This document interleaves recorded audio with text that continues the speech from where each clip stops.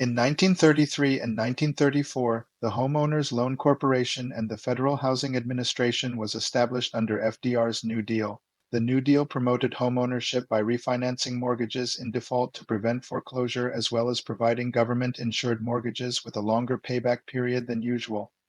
These mortgages helped many Americans avoid foreclosures of their homes and increased homeownership. Many Americans were able to buy new homes in the suburbs. However, not everyone benefited by these policies. The minorities were the ones who were left behind. In today's video, let's dive into the racism behind America's suburban development. Starting in 1934, the Housing Owners Loan Corporation started creating residential security maps. This practice was later known as redlining. These maps used color codes to outline neighborhoods in 239 U.S. cities to determine, in their words, the level of security for real estate investments in these communities. Green outlined wealthy neighborhoods typically in the suburbs, blue outlined neighborhoods that were considered still desirable, yellow outlined neighborhoods that in their words were declining, and red outlined the neighborhoods that were considered the most risky to provide a mortgage. These redlined neighborhoods were mostly home to African Americans and other minority groups, and were marked as not worthy of inclusion in homeownership and lending programs. During the same period, the FHA also created maps that involved the practice of redlining. The FHA's map used letters to grade neighborhoods which determined where the FHA would fund house projects. Unsurprisingly, the FHA funded more housing projects in neighborhoods graded A, B, or C, which were white communities, while neighborhoods where minorities lived were barely being funded.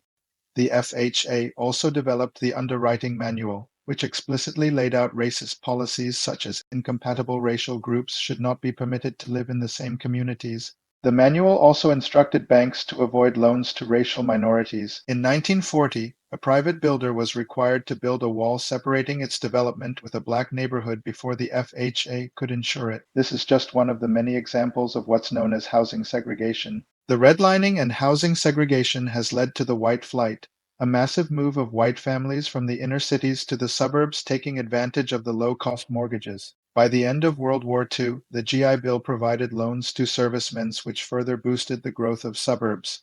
These suburbs were also built with housing segregation between the white and the minorities. The FHA wanted the white communities to remain white, so it required that non-whites could not move into a community, otherwise future mortgages there would be refused, so these suburban homes were barely sold to non-whites. Exclusionary zoning was also applied in the suburbs for segregation purposes. During that time, suburbs were massively zoned as single-family homes, and cheaper options like apartments and multifamily dwellings were not allowed. This housing segregation policy left minorities in the inner cities while the white moved to the suburbs. The discriminated policies finally came to an end in 1968 with the Fair Housing Act.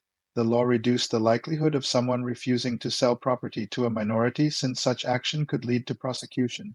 Policies like redlining and housing segregation had a devastating and long-lasting impact on minorities.